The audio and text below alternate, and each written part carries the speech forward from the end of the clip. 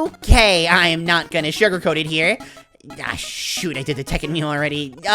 Here's the Kirby Superstar Ultra one I made instead, yay! Anyway, when initially making the rankings, I put the games all together and got started with the ranking process. It all went well, or as well as it could, given I finished the rankings like, I don't know, 2 or 3 weeks ago. Yikes. And I began making the silly idea I had in my silly little head into videos.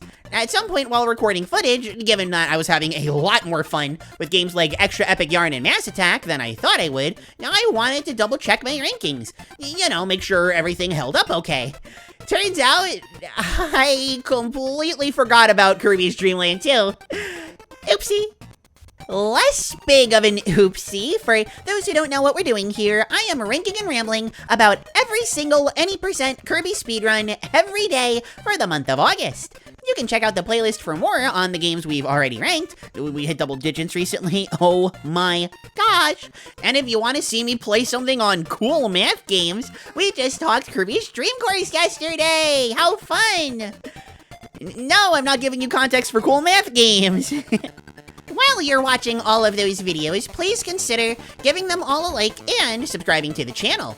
Deputy Pup, unable to contact Sheriff Sheepa, has gotten personal, working with my arch nemesis, Captain Stitch, who actually appears in KDL too. How about that? I'm not sure what they're planning, but to ensure the safety of a speedrunning puppy, well, you know what to do. If you'd like to go the extra mile, please consider becoming a Puptron on Patreon or join as a mempup on YouTube. You can get 2-day early access to all of these Kirby Speedrun any % ranking videos that way. Special thanks to my head-patting Fluffle fan, Puptrons and Mempups, Lydia Scribe, Freakish Uproar, and Vilafar. I love you all! We're gonna start by addressing the obvious, the thing even some of the most casual fans of Kirby know by heart. It's like a mantra, only you're hearing it from Puppy, so it's a Puptra. In Kirby's Dream Land 2, all you need is Q. This owl owns Dreamland 2, and again, everybody knows this. Rick is stuck on the ground and can't move fast, Kirby doesn't have a dash and needs an ability in order to move, and Kine's actually pretty okay, I won't lie, but compared to Ku, absolutely suffers. I know I'm making Ku out to be some kind of fascist dictator monarch, but trust me, he isn't. Unlike politics, he's actually fun. A big difference between KDL 2 and a game such as, say, Return to Dreamland, where wing is all you need. Actually, Ku has wings, bad example, redo. Whatever, actually, we'll just go with it, whatever. Anyway, I'm a stubborn pup like that. Ku has a lot more flexibility in terms of control compared to an actual ability, feeling more like an extension of Kirby themselves rather than something entirely new. Ku's flight ability is more than enough to decimate the levels in this game, but Kirby is more than just levels. What about boss fights? The strongest option in this game is Needle plus Rick. Holy cow! If you know anything about speedrunning, you know why that's funny.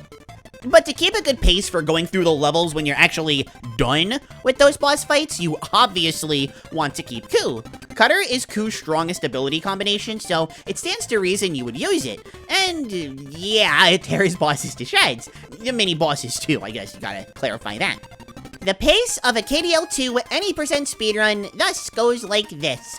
Mash dash with Ku, hurt people with Cutter, and be amazed at how you can beat the game in under an hour! For context, I don't run this game very often, and my fastest time is around 56 minutes.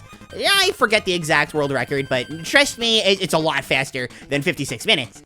This is the true strength of KDL 2.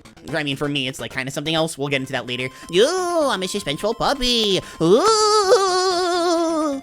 This is a short game that's easy to pick up and learn, but has a very high skill ceiling. I feel like every time I play this game, I get to a part that I would be struggling with at a different kind of speedrun and just nail the execution. It feels so good. That said, just because the game is very simple doesn't mean there aren't any deviances. After all, I think Wing is super based and all that stuff, but it being all you use for Return to Dreamland, kinda stinky. But here, despite what I've been saying, KDL2 Any% is not entirely the Coup Show. It's a good 80 to 90% the Coup Show, enough for me to not get sued for false advertising if nothing else, but you still don't use Coup for the whole thing. For example, you don't get Coup until Big Forest, World 2. What do you do before then? Not use Rick, I can tell you that much. In the second level, you can nab Burning, which, trust me, is a lot better than Rick. Unlike KDL3 or Crystal Shards, you don't actually lose movement when spamming Burning over and over, so using that to get through levels is very nice and quick, being a big time save until, of course, you get Coup. Even afterwards, though, there are certain parts of the game he can't access, requiring you to manually get rid of Coup? What kind of insanity is this? The next thing you're gonna tell me is that I don't actually need head pats 24/7 to function. There's no way.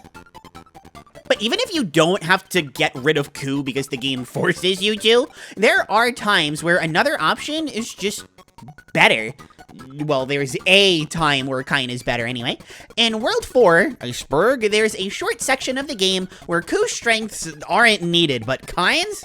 They're pretty epic. You actually, unironically, willingly ditch Coup for Kine here. And there's some underwater basic platforming, a mini-boss fight, heck, even a straight-up boss fight that winds up being pretty basic if you use Kine plus fire. I am glad that Kine can deal with this fire okay. Otherwise, I don't know if Kirby could deal with not eating some tasty fried fish. I personally don't like to eat fish. I think little fishies are so cute. I would never want to eat one of them. Don't eat Kine. He's cute too. He's also super silly. Have you seen these cutscenes? I don't have footage of the cutscenes because I am doing a speedrun, so I skipped them. But like he's so silly and he's cute. And anyway, I mostly just wanted to highlight this part because it is by far the coolest part of the run, for me at least. Not only is the Coup detour very cool, Kine plus Ice just so happens to be my favorite ability combo in the game. Underwater, you get Coup movement with an effective invincible candy, and you just get to a point where eventually Kine can't get hurt. It's fantastic. It's similar on land. There's not much aside from bosses that can really deal with Kine plus Ice, but Kine's movement on the land, I'll be real with you, it's probably better than Rick's. It still doesn't compare to like Kirby or Coup though. Having this part of the run really does make me wish the game was a bit better balanced for characters like Kine, just because he's so much fun, but I can't complain with Coup also being super fun. Unfortunately, Coup is not effectively invincible, which brings me to my biggest problem with KDL2 as a speed game. Compared to all of the other games, this one feels the most unfair, specifically in ways that feel outside of your control. Well, to be extremely specific, the screen crunch. Basically, the dimensions of the game not allowing you to see enough of what's on screen at once. In this one, it's real bad. The game is far too comfortable with having enemies just pop up out of nowhere to hit you, or auto-scrollers not showing you enough information, or just the game being way too crammed with enemies to comfortably fit through any of them. It just feels mean, and while I like me a mean game, having a run die to something outside of your control, especially because of poor designing around a bad camera, feels pretty bad. Granted, if you're at the point where you're speedrunning, you're likely knowing when the enemies are gonna jump scare you from off screen, or you know where the auto-scrollers are gonna be and what they're gonna do to you. You get used to the nonsense, and when you can get around that stuff like a champ, it feels really good. Still, because the game is specifically so comfortable with throwing nonsense like this at you, anything can happen. Maybe you'll slip up, miss input, forget, who knows? One mistake costing you so much, given the appeal of this run is its simplicity and all, is not cool. Puppy, no likey. Also, it's not quite as big of an issue, and I know some runners even enjoy this about KDL2, but I'm definitely in the camp of runners who find more enjoyment in running more complex levels. And not everything needs to be, I want to be the guy, for example, right? But games like KDL3 and Crystal Shards are a lot more involved in their design. A good chunk of KDL2 levels, or enough of them at least, are just too basic. Too much of stuff not happening. It's not a huge issue because, again, the simplicity of it all is a huge part of the appeal.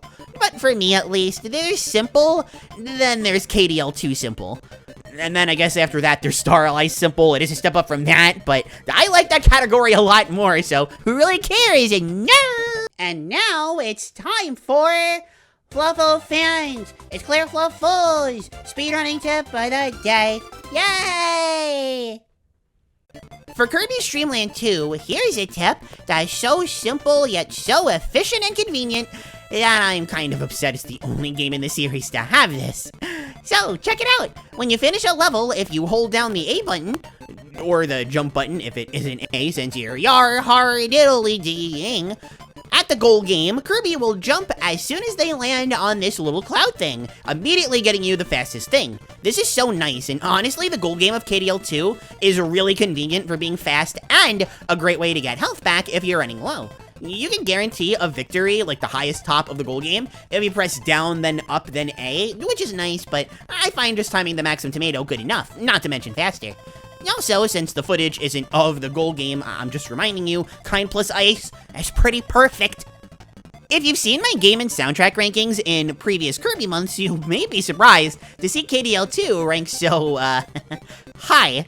This game doesn't really do it for me for the most part, but honestly, for speedrunning, it kinda does. If I had to briefly explain why, I don't do brief, you gotta watch more of my videos, come on! But playing it enough times to where the annoying parts of KDL 2 are either not a factor or work in the game's favor, as I've explained in the video, really come together to make me one happy puppy. Also, yes, I am aware coup and two, they rhyme. I'm aware of how epic my silly epic rhyming skills with a Z at the end of that one are.